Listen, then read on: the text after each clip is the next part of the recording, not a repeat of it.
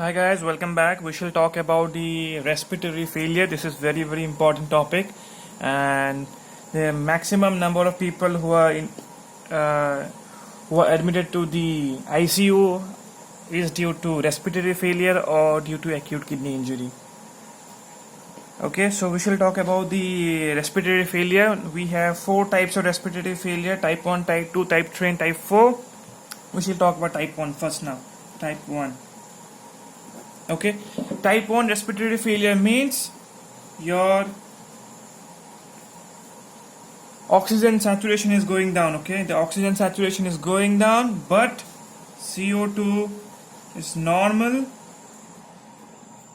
or sometimes decreased, but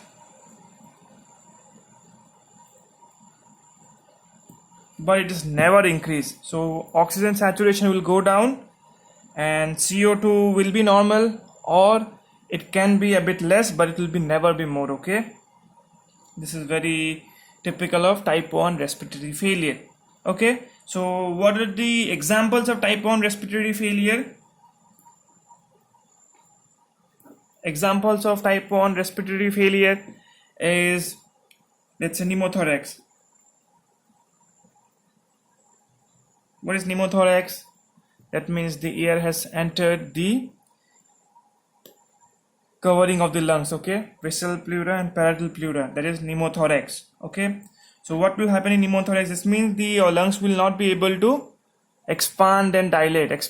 So obviously the oxygen saturation will be hampered. Okay, always remember, type 1 will later slowly go to type 2 respiratory failure. These are all artificial classification. This is not actual classification. Okay, so we have pneumothorax as an example. The next example can be pneumonia.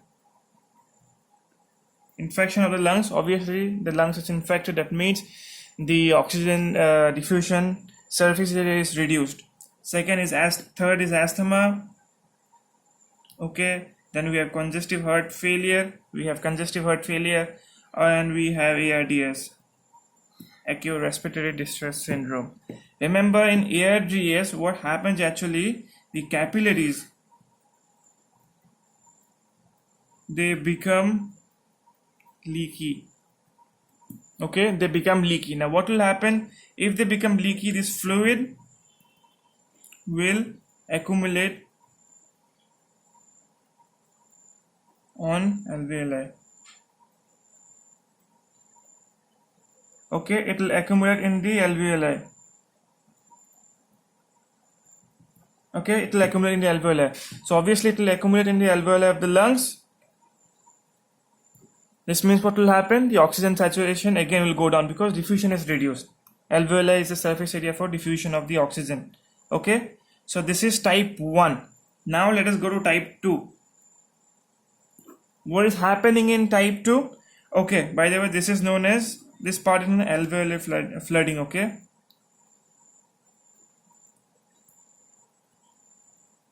so to understand type 1 respiratory failure, just see, is there any alveolar flooding,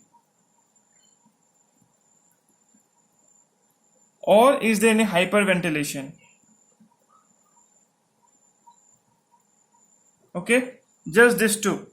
Hyperventilation is there, or is there alveolar flooding? If these two are there, or just any one is there, it's type 1 respiratory failure. Okay, see, in hyperventilation what is happening? You're breathing a lot fast. Okay, there can be CO2 wash out. Okay, CO2 can be washed out. You're taking in oxygen and throwing out carbon dioxide. Okay, but it can be normal, it will be less, or can be less, but it won't be more than normal. Okay, that is very typical of type 1 respiratory failure. Now coming to type 2 respiratory failure, again here we have decreased oxygen. Along with this we have carbon dioxide getting trapped in the lungs. Okay, the carbon dioxide value is increasing in type 2 respiratory failure, whereas the carbon dioxide value in type 1 was normal or either decreased. Okay, so this is so what is happening is due to a phenomenon of diaphragm paralysis.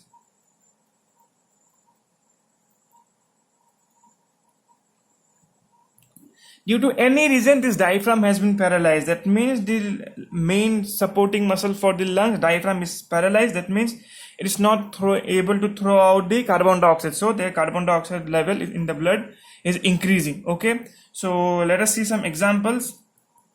Okay, let's say you get a trauma to your neck. Okay, you have okay, if you get a trauma here, this nerves actually supply the diaphragm. So if diaphragm is paralyzed, that means your CO2 level will also go up. Okay, next you have many what can I say, you have many types. If you have botulism toxin, okay, this is a very dangerous toxin, and this toxin can also be found in unclean honey. Okay, it can be found in honey. Or you have myasthenia gravis. Okay, you have Guillain-Barré syndrome. In all these cases, in this whole thing is that in any cases, if the diaphragm is been paralyzed, that means it's type 2 failure. Okay, so I'll give you another example. Asthma in general is type 1 respiratory failure, but in later cases, if in later cases, if the airway collapses, okay, the airway will collapse, then there will be CO2 retention, then we will say type 2 respiratory failure. Okay, then we will say this type 2 respiratory failure.